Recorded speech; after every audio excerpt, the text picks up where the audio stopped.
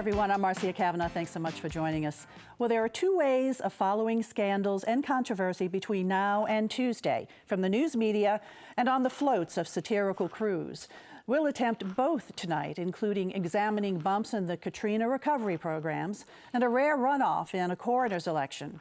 We'll also look at the Nagin trial from the perspective of a reporter who broke many of the early stories. And we'll take a special look at an admiral from New Orleans with special insights into the White House. All this, plus a glimpse at satire on the streets, are in the marching order for tonight's Informed Sources. Errol, Laborde, producer of Informed Sources. David Hammer, investigative reporter, WWL-TV Channel 4. Rebecca Catalanello, reporter, NOLA.com, the Times-Picayune. And Sabrina Wilson, reporter, WVUE-TV, Channel 8, Fox 8 News. We're going to go over to David first and talk about road home recovery, Katrina recovery programs. This week, there was a public meeting that was filled to capacity with people really angry because they're getting letters from the road home saying, "You owe us money." What's going on there? Well, Marcia, it's really amazing that we're here 8 years after really the road home even got started, and we're still dealing with this thing. And it's a program that had problems from the very beginning. All of its spin-off programs had problems because then they adopted additional programs dealing with elevation grants, and those were problematic. There was graft that I wrote about in that program. So it's just been one problem after the other, and the people who went through the difficulties of getting their grants all those years ago thought they were done with it, only to now get these letters saying, you got too much money, you got additional insurance proceeds after the fact that mean that they are a duplication of benefits essentially, and you have to pay that money back. We're talking about $20,000, $30,000, $40,000 that people are suddenly being told you owe back to the state. And some of them are getting letters from a special assistant attorney general, and it's pretty scary. So people are upset. There are people who are upset who have actually not followed through on what they need to do, but have run into problems because of contractor fraud, forced mortgage payoffs, things like that. Mm-hmm. But then there are other people who have actually done everything that they were supposed to do. We featured a lot of them in stories last year, and now here they are saying, we've done everything, why can't you release us from this requirement? Yeah, actually, you know, I talked to a lady and I sat on her porch, on the raised porch. Her house had been raised, but yes, she had a letter threatening that she would have to remit the money back to the state because she hadn't had her home elevated. That's amazing. So most of these people who are getting the letters saying that you owe us money, number one, how is this being calculated by the state? And secondly, is this primarily people who opted for what was it, option one for the renovation money? Option one was the rebuilding money, and clearly there's a high level of failure to comply with the requirements. And the real issue here is that the state did not put together a very good enforcement plan from the beginning. And you know, Paul Rainwater, who has just announced his resignation as the chief of staff for Governor Bobby Jindal, he was the guy in charge of this stuff when the Jindal administration took it over from the Blanco administration. And he admitted to me on the front end, this is very difficult to come in now on the backside of this and try to figure out how to enforce it. And so you have people who they're telling them that they got additional insurance proceeds, but they have documentation that proves that's not true, that they reported all of their insurance proceeds before they got their checks. And yet they can't even get a release from the state because the state is busy dealing with the original contractor on the program, ICF International out of Virginia, whom a lot of us remember because it was a reviled company here for all of the difficulties they had with the program at the time. And made a lot of money. And made a lot of money, went public during the time, and huge dividends for the shareholders, and additional big, huge contracts all across the country that they developed out of this. And they made $900 million on this road home program. And now when the state is telling them you messed up with these grants, they're telling them sorry, or they're not responding or whatever. And so the people who are caught in the middle are being told, well, we can't release you until we deal with this with ICF, and they're stuck. How many people are we talking about here? Well, it's unclear exactly. I mean, at this meeting this week, we were told that only 1% of the people are in this group. Somehow they've determined are in this group that the problem was with the calculations and not that they haven't complied. But I don't know how they're calculating that. I mean, I did an analysis last year where we found 1 out of 5 people had not complied or are on the list that are not complied. So the state is really flying blind on a lot of this stuff because they're depending on people to self-report. So they're sending these letters saying, tell us what your status is. And half the people don't even respond. So they're trying to figure this out on the fly now, and it's really a difficult proposition. And so a lot of the paperwork, as I understand it, has gone. Like insurance companies only need to keep paperwork for X amount of time. So it's hard to just go back and track the paper trail for some of these folks. Absolutely. I mean, it's you know, detrimental reliance. You know, you rely that this is the money that you've gotten for this purpose and you use it, and then years later you're told, no, that's not accurate, that's a problem. Like you said, even the insurance companies themselves don't have some of this paperwork because it's 6-7 years ago. And some of these people are really elderly. Some of them I spoke to, right. And it's hard enough to keep up where with where your light bill is. Right. You know, for thinking all about of this paperwork, and they're the ones who actually complied. Now, what about those who did not comply? I mean, there's no way to track these folks down. And that was the thing that we did the analysis last year, along with our partners at the Advocate, looking at you know, comparing our blight figures in the city with our road home figures and seeing exactly where people are way out of compliance. And that's the issue. The low-hanging fruit are the people that you know where they are, you send them the letter at the address and they're there and they respond to it. But the people who've taken off and not used the money for what it was intended for, they can't find them and they're not really having much success finding them. So blight, road home, a relation to it. Absolutely. Okay, thanks a lot, David. We're going to move over to Rebecca right now, and we have something that we haven't seen in a very long time here, and that's actually a runoff in the coroner's race. And this is between Dwight McKenna and Jeffrey Rouse, who are seeking to replace Frank Minyard, who's been there literally for decades. So you have been doing coverage of this, taking a look at the candidates, taking a look at the platforms. Wherein lies the difference between the two? Well, so you know, Frank Minyard has been in that office for 40 years, and we expected that he would run. He filed the intention to run and then stepped aside right before Christmas and said that he was throwing his support behind a man named Jeffrey Rouse, who's a 39-year-old forensic psychiatrist, has worked in the coroner's office for 12 years.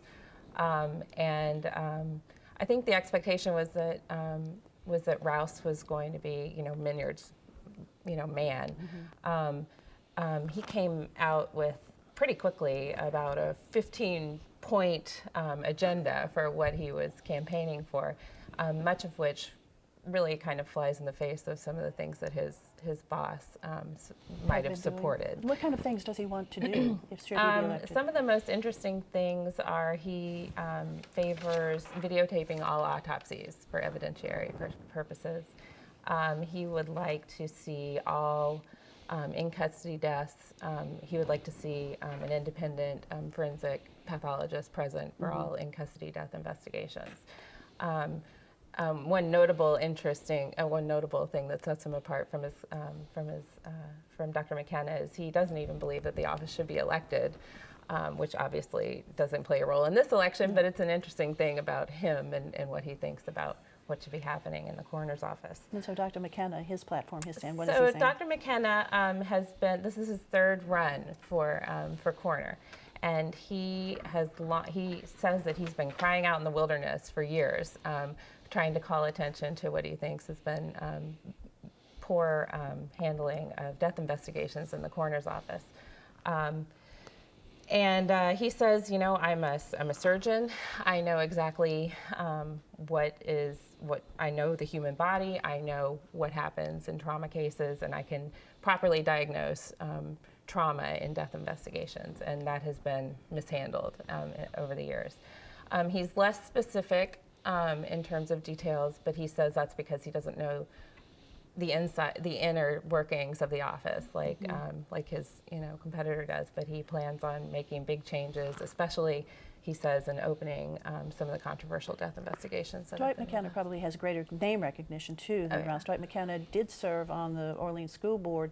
He also was found guilty of federal tax evasion. Now that's over 20 years ago, which he will point out, saying 20 years ago it's passed. Yeah, right. He says, in fact, so this is his fifth run for public office since he since that happened. And he's very quick to say, you know, you guys have covered this and covered this and covered this.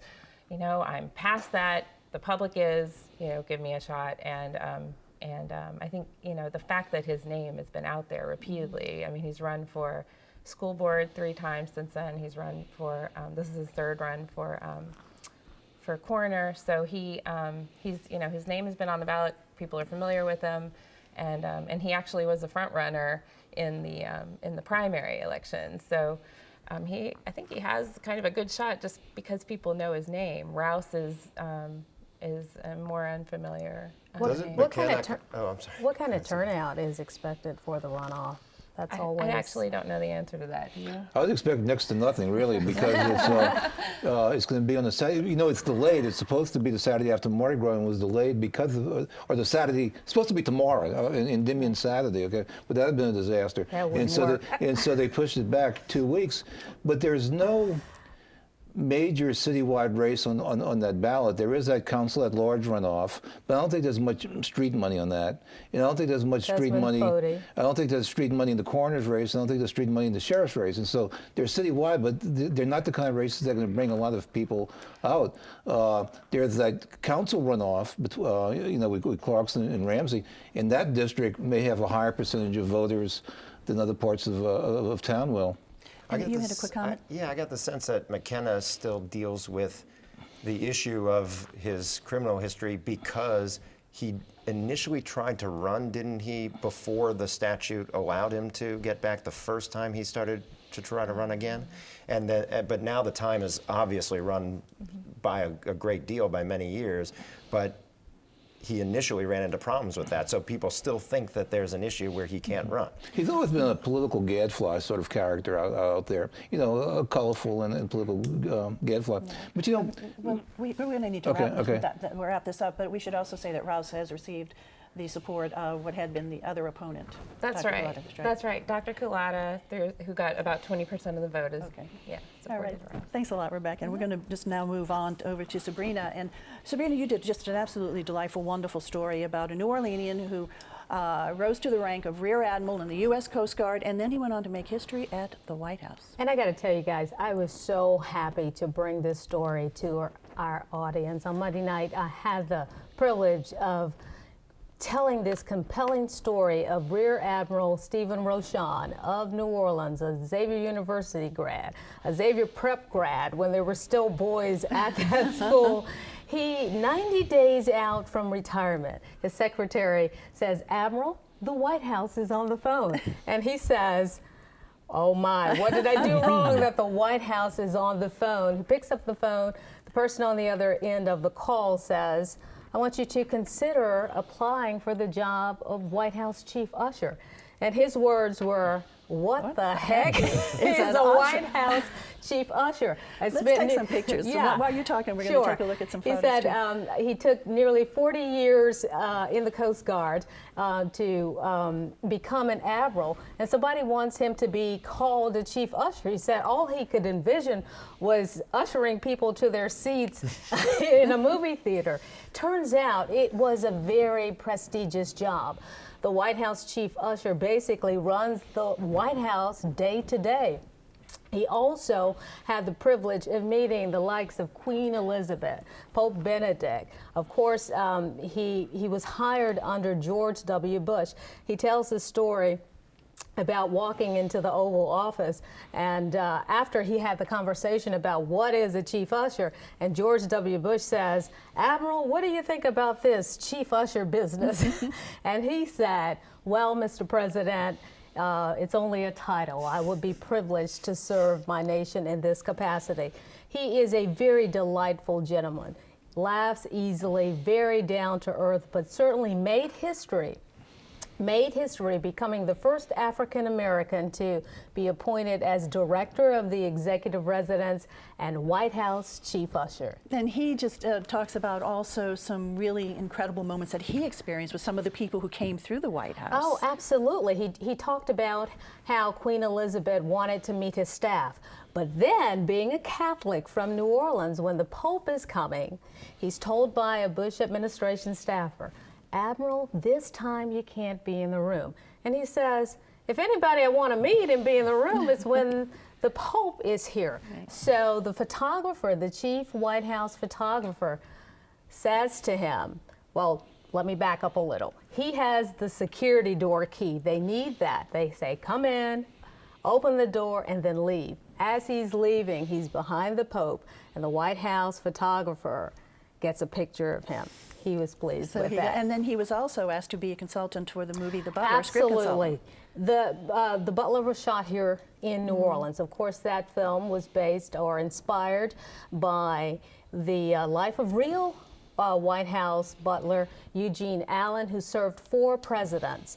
And Admiral Rashawn was called upon to be a consultant on that movie. We actually did the interview in the Custom House, a very beautiful venue, the Marble Hall, where many of the White House scenes were shot for that film. A wonderful, wonderful, wonderful New Orleanian who made it to the White House. And so has he finally retired? I mean, is he sitting down on his Camp Street porch eating his shrimp po' boy finally? Well, he's not yet, but he's working on renovating, he and his wife, a 100-year-old home uptown. He's from uptown New Orleans. He does envision moving back to the city at some point, but he's back and forth. He's taking care of his mother, who is celebrating her 90th birthday this week. Well, so happy birthday, Mom. Thank you, Sabrina. It really is a delightful story. I'm sorry, I thought we had some pictures of Admiral Rochon, but you can certainly go see Sabrina's story on the Fox 8 News Live, fox8live.com. Okay. And let me give a quick prop to my photographer. Lance Washington did some incredible work on that piece. Lance always does great work, and certainly it's a beautiful piece, no doubt about it. Thanks a lot, Sabrina. Okay, David, back over to you. Now, another story that you worked on from the very origins and very beginning was the story about Ray Nagin, unfortunately the first mayor in the history of New Orleans, now to be convicted, 20 of 21 counts. Just sort of, if you could share with us your perspective of this whole story as it just played out.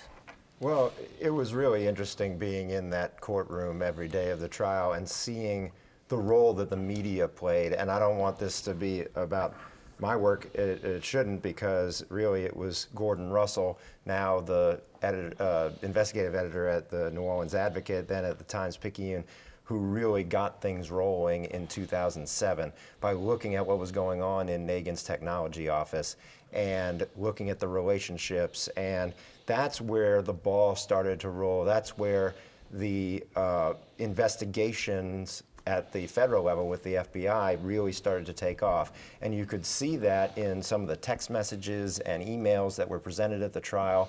People, you know, including the mayor, being concerned about who's talking to Gordon and what's getting out there in the media and how do we keep things quiet. And you see that, and then you saw Lee Zurich, who's now at Fox 8, but from his time at WWL when he requested the calendar from Mayor Nagin, and the calendar came back all blacked out and empty. And of course, when he fought that in court and got them to turn over the real unredacted calendar, you see that he's meeting with these people who were bribing him.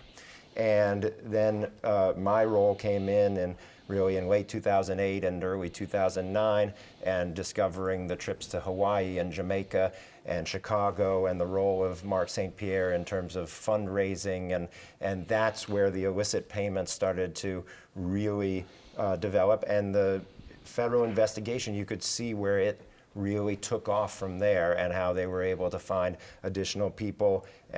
Work that I did on the Market Street power plant ended up being relevant, and NASCAR racetrack and things like that. So you see where if you have a robust media in the city, you can drive things by getting the story out there. And you know, you want to see justice served. You don't sit there thinking, you know, I want this guy to go down. You want to see if he's got an explanation for this stuff, and if he did, we would write about that and report on that, but he did not. And that's what we have here with 20 of 21 counts. We only have about a minute left. Oh, you want to say something? Okay. Just your observations of the trial. You know, you sat through the trial and getting to this point.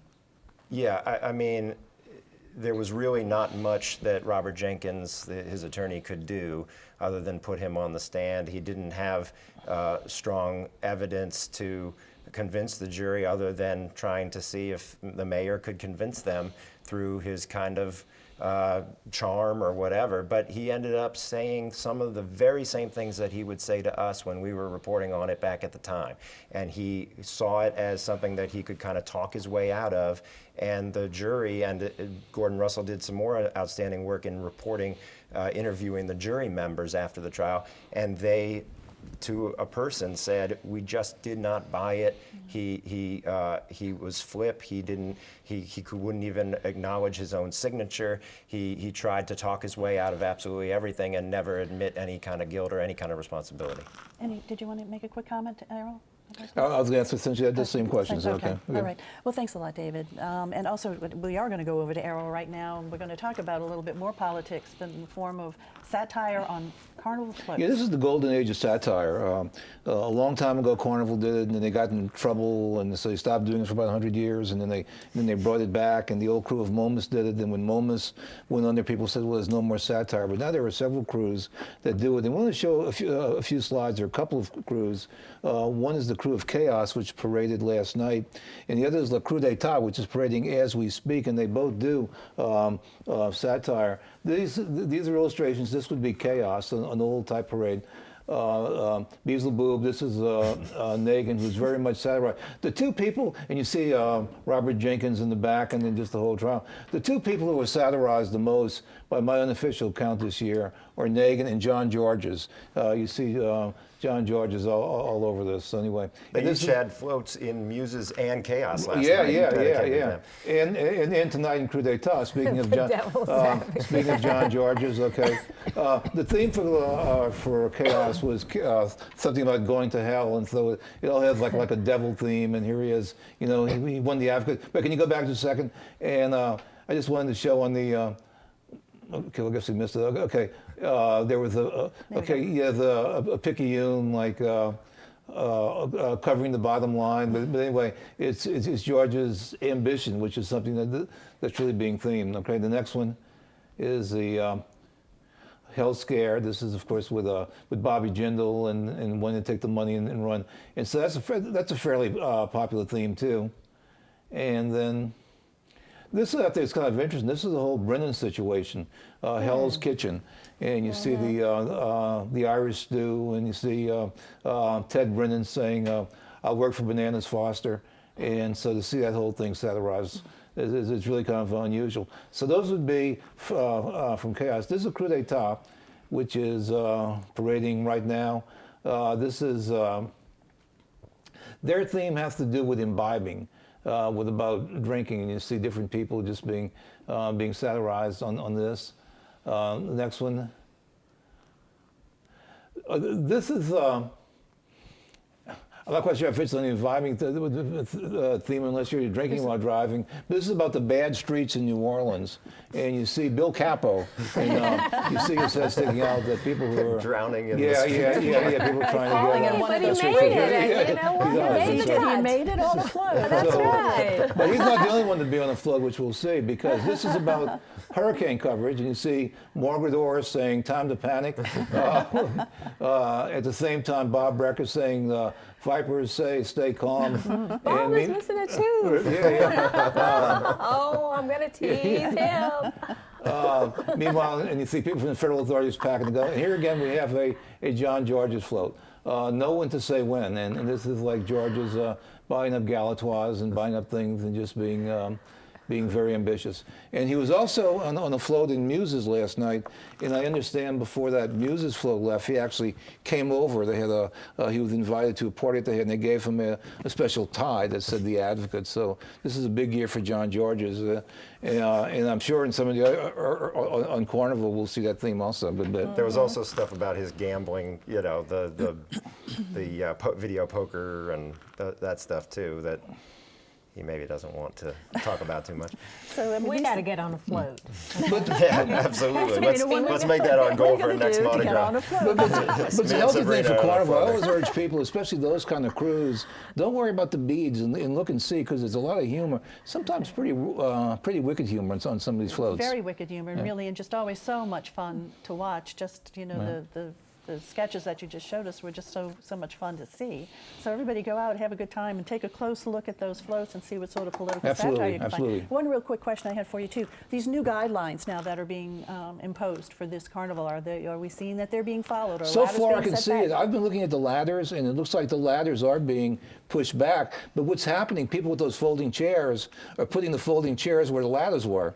And at least the folding chairs don't block the view the way they do. But now you have a wall of folding chairs that are right on the edge. And so it's probably never going to be foolproof. But as far as I can tell, they're pushing back the ladders, yeah. They're already staking out their Yeah. spots along On Orleans Orleans. Avenue. Oh, yeah, along And Orleans they're still spray painting those boxes. Hello, is that That is good. Yeah. That's kind of a hard habit to break I now. can tell you, by Thursday morning along Canal Street, yeah, people are already starting to camp out for Endymion, yeah.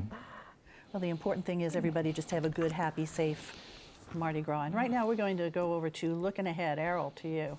Well, Sunday night at the same time that Bacchus is rolling, there's going to be the Academy Awards will be going on, and there's two films that are set in New Orleans, the Dallas Buyers Club and 12 Years a Slave, that are nominated for Best Picture, and New Orleanian Ellen DeGeneres is hosting. And so there's a real New Orleans flavor to the Academy Awards while we're watching Bacchus.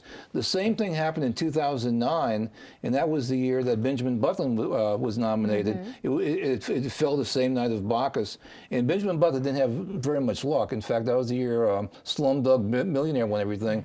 So we hope the two local films this year have better luck. Both of them very strong films. Yeah. Very They strong are. contenders. So the Academy Awards takes on Bacchus Sunday night. Who's going to win? David, over to you. Well, you know, I talked about the role of the media in leading into some things with the Nagin trial. We are seeing maybe a backlash on that. You have two members of the New Orleans Advocate staff being subpoenaed in relation to the Telly Hankton case, and there was a filing in that case that mentioned some of the stories that I did and other reporters have done over the years, and it's disconcerting to see the defense bar taking aim at some reporters and what we're doing and doing our jobs in the First Amendment. So we got to keep our eye on that. And I know you'll keep doing your job too. Rebecca.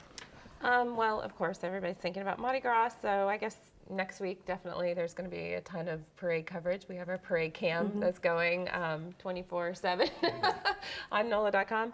But if you can get past Tuesday, remember that early voting is all next week, and then the legislative session starts on March 10th. I know, so it's look coming for up quick. It yeah, definitely so is. look for Sabrina. legislative Really fast, our news team will be staying on top of the Darren Sharper case. Of course, the former New Orleans Saints standout, accused of a number of sexual assaults around the country, including here in New Orleans. Thanks, Sabrina. Thanks, all of you guys, for being here this evening. Thank you for joining us, and we hope to see you again next week for Informed Sources, and have a wonderful, happy, safe Mardi Gras, everybody.